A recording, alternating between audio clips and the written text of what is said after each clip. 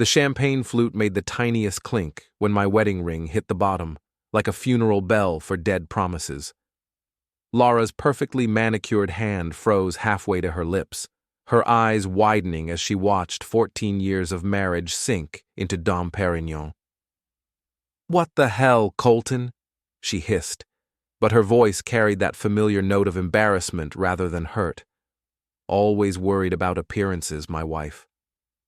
The corporate Christmas party buzzed around us on the rooftop bar of Meridian Tower, 50 floors above the city. December wind whipped through the glass barriers, carrying the scent of snow and expensive cologne.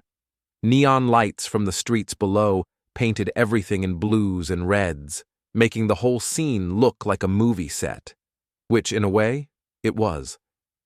Grant Hollister stood beside her, his arms still draped possessively around her waist, like he owned her. Maybe he did. The regional sales director had that look rich men get when they think they're untouchable. The smirk, the perfect teeth, the way his eyes dismissed everyone beneath his tax bracket, which, apparently, included me. "Your husband's having a moment," Grant said, not bothering to lower his voice. "Maybe he should head home before he embarrasses himself further." I studied them both with the clinical detachment I usually reserved for analyzing malware. Lara in her red dress that cost more than my monthly salary, Grant in his $1,000 suit that couldn't quite hide his gut. They looked like they belonged together, two people who'd never had to fight for anything, never had to prove they deserved to breathe the same air as their betters. "You know what, Grant?" I said, pulling out my phone and opening the camera app. "You're absolutely right. She does deserve better." The flash went off as I snapped their picture, his hand on her ass, her leaning into him like a cat in heat. Beautiful composition, really. The kind of photo that tells a whole story. "Delete that." Grant stepped forward, puffing up like an angry rooster. "Delete it right now." "Or what?" I pocketed the phone and smiled. "You'll fire me? Oh wait, you can't. I don't work for you. I work for the company that pays your salary, the company with very strict policies about executives screwing their subordinates." Lara's face went white under her foundation. "Colton, stop! You're making a scene." "No, sweetheart. You made the scene. I'm just documenting it for posterity." I looked around at the crowd of co-workers, pretending not to watch our little drama. "Amanda's already got her phone out. Hi, Amanda." Amanda Chen, Lara's supposed best friend, gave a little wave from behind her martini. She'd been filming since the ring hit the champagne.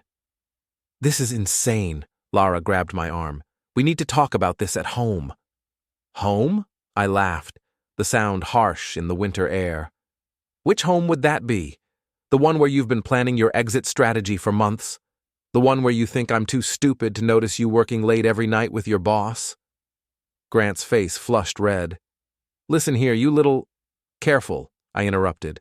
"There are witnesses, and cameras, and HR policies about workplace harassment that I've memorized because, unlike you, I actually read the employee handbook." I turned back to Lara, who was clutching her champagne glass like a lifeline.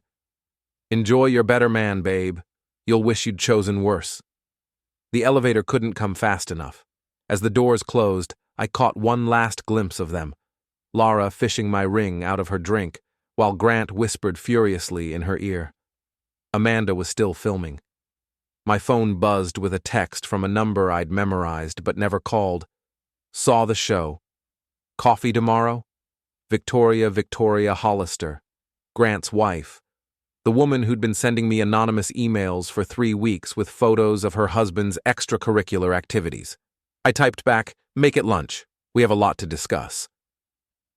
The elevator descended through 50 floors of glass and steel, carrying me down from my old life and into something much more interesting. My apartment looked different at 3 in the morning. Smaller, sadder, the kind of place a 40-year-old cybersecurity analyst lives when his wife makes twice his salary and handles all the important decisions. Beige walls, generic furniture, nothing that screamed personality or success. But it had one thing going for it, a home office with enough computing power to run a small country. 3 monitors, custom-built towers, and a security setup that would make the NSA jealous. This was where the real Colton Merrick lived. I made coffee and got to work. First stop, our joint accounts. Lara had always insisted on keeping everything shared, claiming it showed trust. Really, it gave her access to my paychecks while keeping her spending habits under my nose. With a few keystrokes, I transferred my direct deposit to a new account and froze our joint savings pending divorce proceedings. Her credit cards, the ones linked to my bank account, got canceled with a simple phone call. The customer service rep was surprisingly helpful when I explained that my wife was having an affair and I needed to protect my assets. Next, I pulled up the security footage from Meridian Tower. Working in cybersecurity had its perks. I had legitimate access to most of the building's systems for regular vulnerability assessments. The cameras in the parking garage showed Grant and Lara's little rendezvous from last Tuesday, and Wednesday, and Friday. I burned everything to encrypted drives and uploaded copies to 3 different cloud services, insurance policies. By sunrise, I had divorce papers filed, a consultation scheduled with the best family lawyer in the city, and a comprehensive dossier of evidence that would make any judge see things my way. Lara came home at 8, still wearing her red dress, but looking like she'd been through a blender. Her makeup was smeared, her hair was a mess, and she had that hollow-eyed look of someone who'd spent the night crying and making terrible decisions. "We need to talk," she said, dropping her purse by the door. "Do we?" I didn't look up from my laptop. "Seems like you've said everything that matters." "It's not what you think." "It's exactly what I think. You're screwing your boss because you think he can give you a better life than the nobody you married." I finally looked at her, noting the hickey on her neck that she'd tried to cover with concealer. "How's that working out for you?" She sat down across from me, reaching for my hands. I pulled them away. "Grant and it just happened. It doesn't mean anything." "Right. That's why you've been staying late every night for 2 months. That's why you've been taking phone calls in the bathroom. That's why you told Amanda that you married beneath yourself and you're finally ready to do something about it." Her face went pale. "She told you that?" "Amanda tells everyone everything. You know that. She's been feeding me information for weeks because she thinks it's funny watching you self-destruct." I closed the laptop and leaned back. "Want to know what else she told me? About the apartment Grant's been looking at for you? About the promotion he promised? About how you've been planning to leave me since September?" Tears started running down her cheeks, cutting tracks through her foundation. "I never meant for it to happen this way." "No, you meant for it to happen quietly. You meant to have everything lined up before you pulled the trigger. But you got sloppy. You got comfortable. You forgot that the nobody you married is actually pretty good at finding things people want to hide." My phone rang. Victoria Hollister. "Hello, Mrs. Hollister." "Please call me Victoria. I saw the footage from last night. Quite a performance." Lara's eyes widened as she recognized the voice on speaker.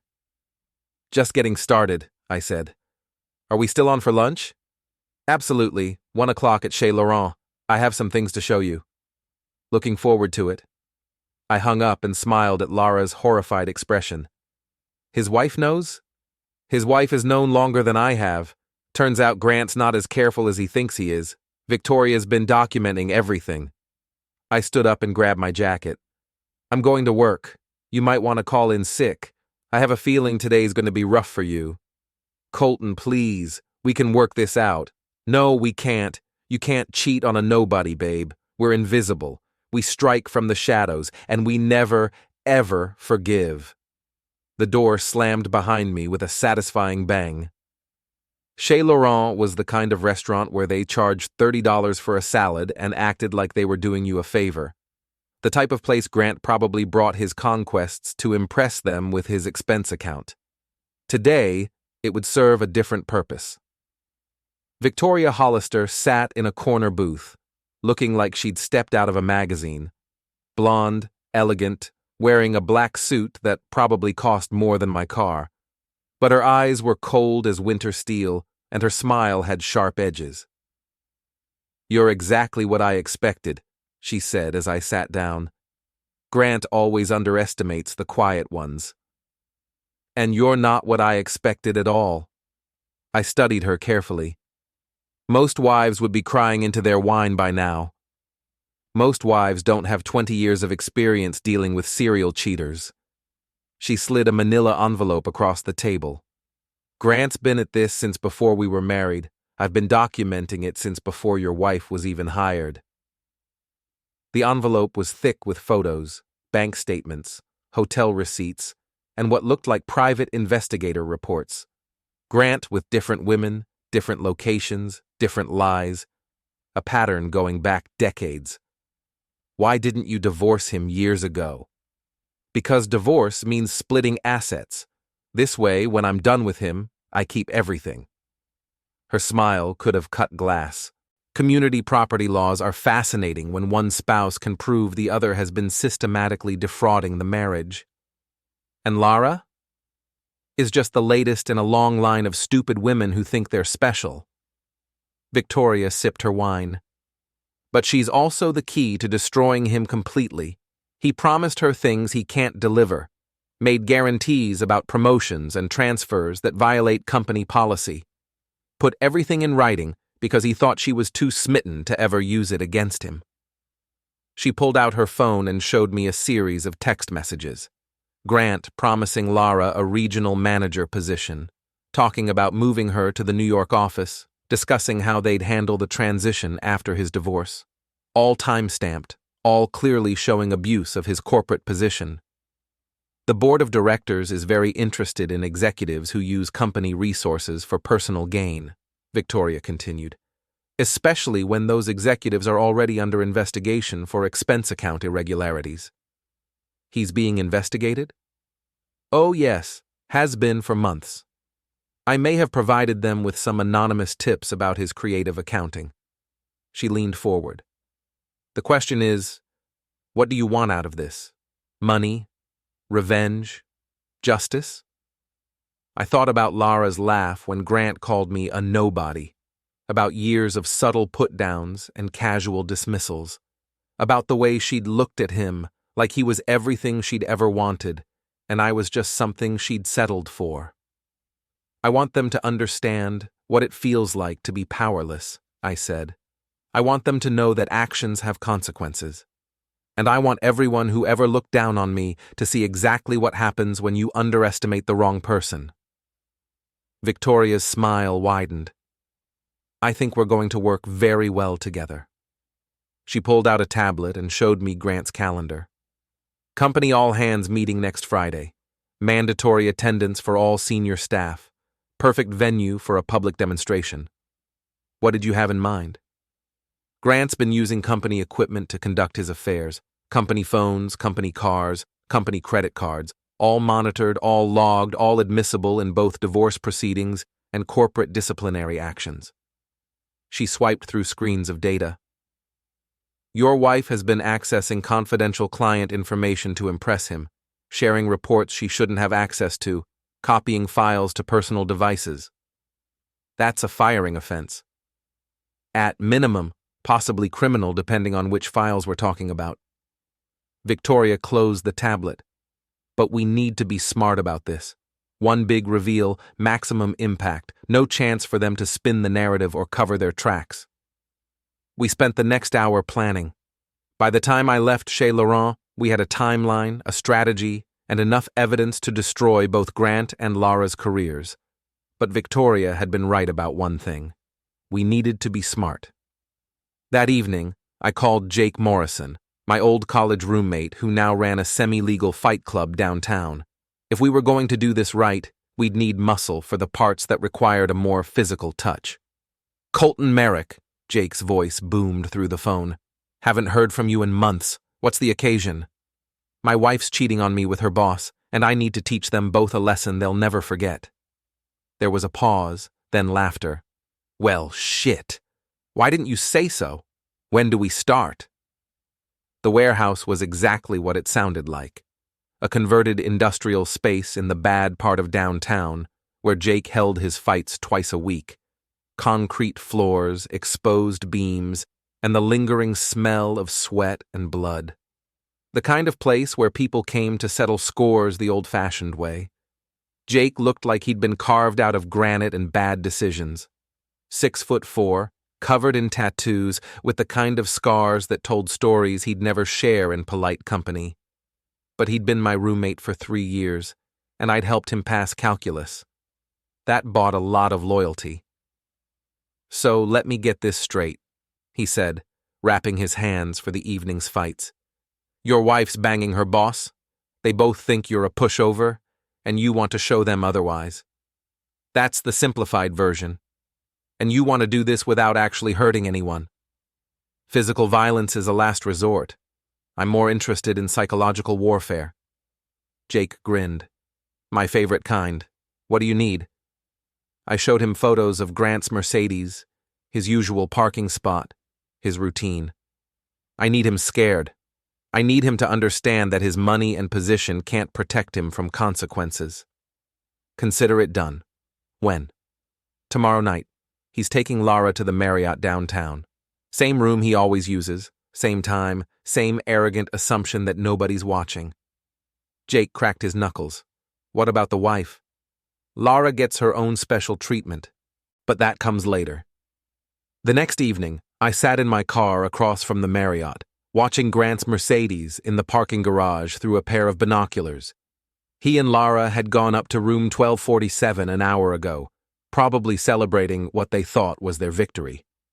Grant had been strutting around the office all week, making jokes about upgrading his personal life and trading up for a better model. Tonight, he'd learned that some upgrades come with unexpected costs. Jake appeared out of the shadows at exactly 9 p.m., dressed in black and carrying a duffel bag. He moved like a ghost for such a big man, years of underground fighting having taught him how to be invisible when necessary. The Mercedes was parked in a corner spot, away from the main traffic flow. Perfect for privacy. Jake got to work with professional efficiency. First, he disabled the car's alarm system, a skill he'd picked up during his less legal years. Then he popped the hood and disconnected the battery. The car wasn't going anywhere. But that was just the beginning. From his bag, Jake pulled out a gallon of pig's blood he'd gotten from a butcher friend. He poured it over the windshield, the hood, the roof, letting it run down the sides in thick, dark streams. In the dim light of the parking garage, it looked like something out of a horror movie. Next came the message. Using the blood-like paint, Jake wrote across the windshield, "From the Invisible Man." The final touch was a photo, one of the pictures I'd taken at the Christmas party, tucked under the windshield wiper. Grant and Lara in their moment of triumph, now transformed into evidence of their stupidity. "Beautiful work," I said, as Jake packed up his supplies. "Just getting started. What's next?" "Next, we make sure everyone knows what kind of man Grant Hollister really is." Back home, I uploaded the security footage to an anonymous email account and sent it to every senior executive in the company. Not just the affair, everything Victoria had given me. The expense account fraud, the abuse of position, the promises he'd made to Lara using company resources. The email was simple. "Thought you should know what your regional sales director does with his free time and your money. More evidence available upon request. A concerned employee." By morning, Grant's phone would be ringing off the hook, but Lara deserved her own special attention. I'd been monitoring her computer for weeks, one of the benefits of setting up all her security software. She'd been sloppy, accessing client files she had no business seeing, copying confidential reports to her personal email to share with Grant. I packaged it all up in a nice, neat file and sent it to HR with a note. "Potential data breach and confidentiality violations by Lara Merrick. Please investigate immediately." Then I sat back and waited for the fireworks to begin. My phone rang at 6 a.m., Lara sobbing. "Colton, someone destroyed Grant's car. There was blood everywhere, and the police are asking questions, and HR wants to see me this morning." Sounds like a rough day, I said, not bothering to hide my satisfaction. Did you do this? Me? I was home all night. Check the security logs on our internet router if you don't believe me. Which she could do, and which would show exactly what I wanted her to see, a quiet evening of Netflix and online gaming. This is insane. You can't just... I can't what? Fight back? Stand up for myself? Refuse to be the victim in your little drama? I laughed. You should have thought about consequences before you decided to humiliate me in public. We need to stop this before it gets worse. It's going to get much worse. You wrote the script, Lara. I'm just reading the lines. I hung up and poured myself coffee. Through the window, I could see the city waking up, people heading to work, starting another day of their ordinary lives. But today wouldn't be ordinary for Grant and Lara.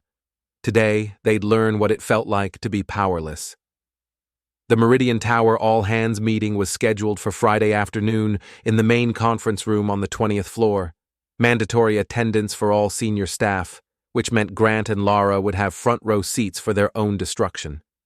I arrived early, ostensibly to check the AV equipment for security vulnerabilities, a routine part of my job that nobody questioned. What they didn't know was that I'd been planning this moment for weeks. The conference room was set up theater-style, with a large projection screen at the front and tiered seating for about 200 people. Perfect for what I had in mind. Grant walked in at exactly 2 p.m., looking like he'd aged 10 years in 3 days. His usual swagger was gone, replaced by the nervous energy of a man who knew the walls were closing in. The investigation into his expense accounts was in full swing. His car was still in the shop getting the blood cleaned off, and his wife had filed for divorce that morning. Lara followed a few minutes later, her face pale and drawn. HR had spent 2 hours with her yesterday, going through every file she'd accessed, every email she'd sent, every violation of company policy she'd committed in service of her affair. She was on administrative leave pending the outcome of their investigation. They sat separately, not even looking at each other. The united front they'd presented at the Christmas party was gone, replaced by the reality of 2 people who'd destroyed their lives for a few months of excitement. Victoria Hollister sat in the back row, wearing dark sunglasses and a satisfied smile. She'd filed her own divorce papers that morning, along with a civil suit for fraud and misappropriation of marital assets. Grant would be lucky to keep his car, assuming he could ever get the blood smell out of it. At exactly 2:30, I made my move. The lights dimmed as the presentation began, some boring quarterly review that nobody would remember. But instead of pie charts and revenue projections, the screen filled with security footage from the parking garage. Grant and Lara kissing passionately beside his Mercedes. Timestamp, November 15th, 2:30 p.m. The room went dead silent. "What the hell?" someone whispered. The footage continued. Different days, different angles, but the same 2 people in the same compromising positions. Then came the text messages Victoria had provided, Grant promising Lara promotions, transfers, access to confidential information. I stood up from my seat in the middle of the room. "Ladies and gentlemen," I said, my voice carrying clearly in the shocked silence, "I'd like to present Exhibit A in the case of why you should never underestimate the IT guy." Grant shot to his feet. Turn it off right now." "Why? Embarrassed?" I clicked to the next slide, expense reports showing Grant's hotel charges, restaurant bills, gifts purchased with company funds. This is just the beginning. Lara was crying now, her face buried in her hands. Around the room, people were pulling out their phones, recording everything, whispering to each other in amazement. "You see," I continued, warming to my theme, "my wife thought she could trade up, find herself a better man with more money, more power, more status, and her boss was happy to oblige, using company resources to wine and dine her, while promising her a promotion she wasn't qualified for." The CEO stood up from the front row. "Mr. Merrick, this is highly inappropriate. What's inappropriate is a senior executive using his position to coerce subordinates into intimate relationships while defrauding the company to pay for his affairs. I clicked to the next slide, a comprehensive breakdown of every policy violation, every ethical breach, every criminal act Grant had committed. What's inappropriate is an employee stealing confidential client information to impress her boyfriend. Grant started moving toward me, his face red with rage. You little bastard, You'll what? Fire me? You can't. You're about to be arrested for embezzlement. I smiled at him. Assault me? There are 200 witnesses and multiple cameras recording everything. Security guards were moving in now, but they seemed confused about who to arrest. The man threatening violence, or the man presenting evidence of corporate fraud? This is what happens, I said, my voice rising to carry over the growing chaos, when you mistake kindness for weakness, when you think being quiet means being powerless, when you forget that the people you step on might just know where all the bodies are buried. Grant lunged at me, but Jake appeared out of nowhere. He'd been posing as security all afternoon, and intercepted him with a shoulder check that sent the regional sales director sprawling. Careful there, boss, Jake said, helping Grant to his feet with exaggerated concern. Wouldn't want you to hurt yourself.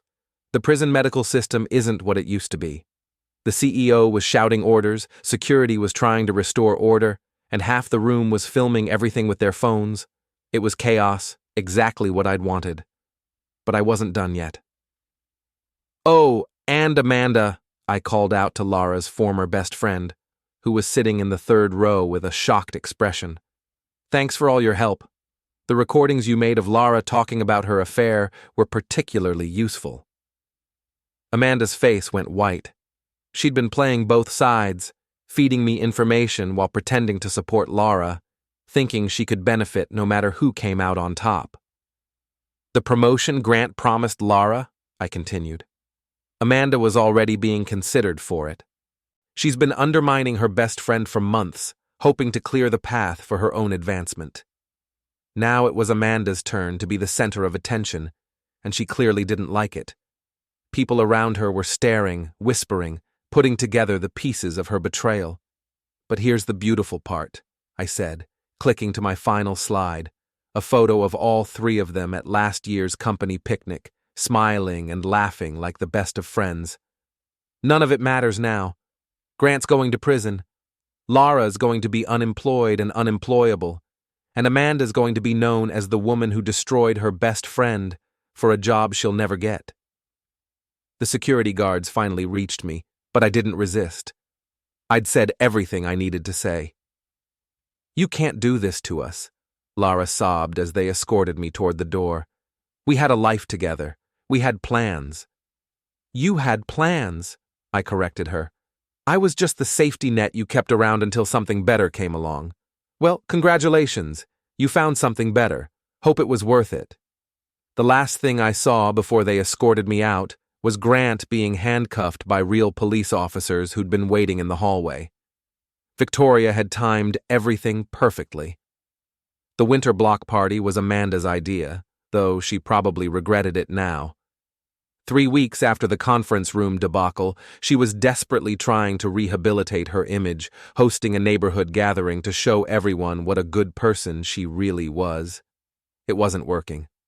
I walked through the crowd of coworkers and neighbors, noting how conversations stopped when I approached, how people looked at me with a mixture of fear and respect. The quiet IT guy who'd brought down a regional sales director and exposed a web of corporate corruption. The nobody who'd turned out to be somebody after all. Grant was there somehow, out on bail pending trial, unemployed, and looking like a broken man. His divorce had been finalized the day before. Victoria had gotten everything, including the house, the cars, and most of his assets. He was staying in a studio apartment downtown, the kind of place he used to make jokes about. Lara was conspicuously absent. She'd moved back in with her parents after losing her job, her reputation, and any chance of finding work in the industry. The confidential files she'd shared with Grant had belonged to a defense contractor, making her data breach a potential federal crime. Her lawyer was negotiating a plea deal. Amanda fluttered around the party like a nervous bird, trying to play hostess while avoiding the whispered conversations about her role in the scandal. She'd kept her job, barely, but the promotion she'd schemed for had gone to someone else, someone with integrity. I found myself near the small stage they'd set up for announcements, watching Grant nurse a beer by himself in the corner. He looked up and saw me watching, and for a moment our eyes met. I saw fear there, and hatred, and the dawning realization that his old life was never coming back. He started walking toward me, unsteady on his feet. Too much liquid courage. You, he slurred, pointing an accusatory finger. You destroyed everything. No, I replied calmly. You destroyed everything. I just made sure everyone could see it. A crowd was gathering, sensing drama. People pulled out their phones, always ready to capture the next viral moment. I had a life, Grant continued, his voice rising. A career, a future. You took it all away because you couldn't handle losing your wife to a better man. A better man? I laughed, the sound carrying clearly in the cold air. A better man doesn't steal from his company. A better man doesn't manipulate employees into intimate relationships. A better man doesn't destroy families for his own entertainment. You think you're so smart. Grant stepped closer, swaying slightly. You think you won, but you're still nothing. You're still the same pathetic loser who couldn't keep his wife happy. The crowd was growing larger, forming a circle around us.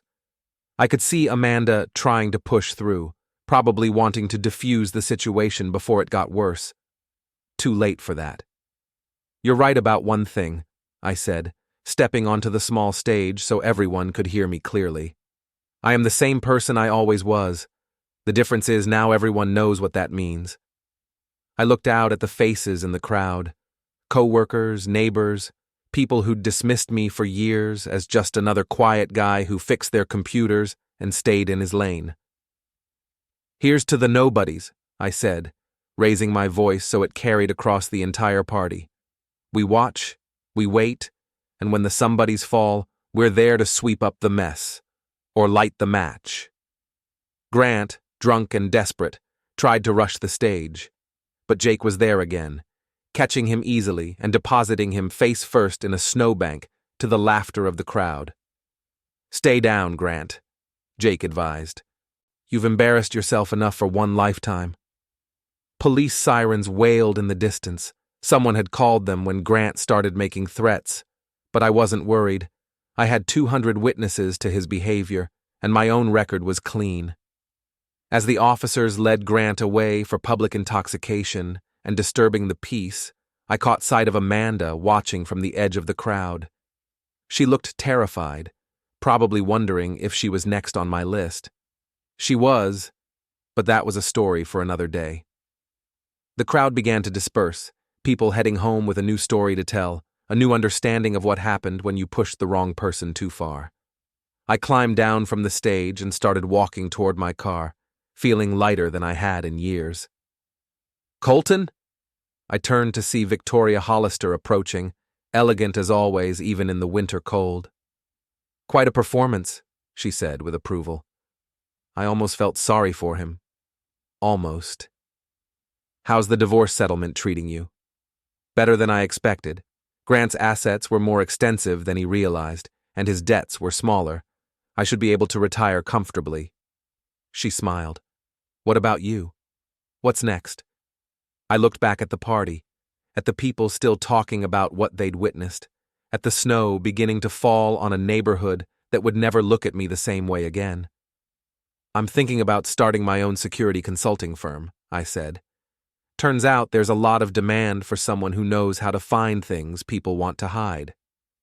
I might have some clients to refer to you, people who've been underestimated by the wrong person and want to do something about it. I'd appreciate that. Victoria walked away into the swirling snow, leaving me alone with my thoughts and my victory. Grant would go to prison. Lara would spend years rebuilding a life she'd thrown away for a few months of excitement. Amanda would live with the knowledge that everyone knew exactly what kind of person she really was. And I would go home to my quiet apartment, my computers, and my new understanding of what it meant to be invisible. The snow was falling harder now, covering the street in a blanket of white. I pulled out my phone and deleted the last photo I had of Lara and me together, a selfie from our anniversary dinner, both of us smiling like we had a future. Some things were better left buried. I walked to my car through the falling snow, listening to the crunch of my footsteps on the sidewalk. Behind me, the party was winding down, people heading home to their warm houses and normal lives. Tomorrow, they'd go back to work and tell their friends about the quiet guy who'd brought down a corporate executive and destroyed his cheating wife's career in a single afternoon. They'd remember that the next time they thought about underestimating someone. I started the engine and pulled away from the curb, watching the neighborhood disappear in my rearview mirror. The radio was playing something soft and melancholy, perfect for the mood. Revenge, I'd learned, was best served cold. And tonight, it was a goddamn blizzard.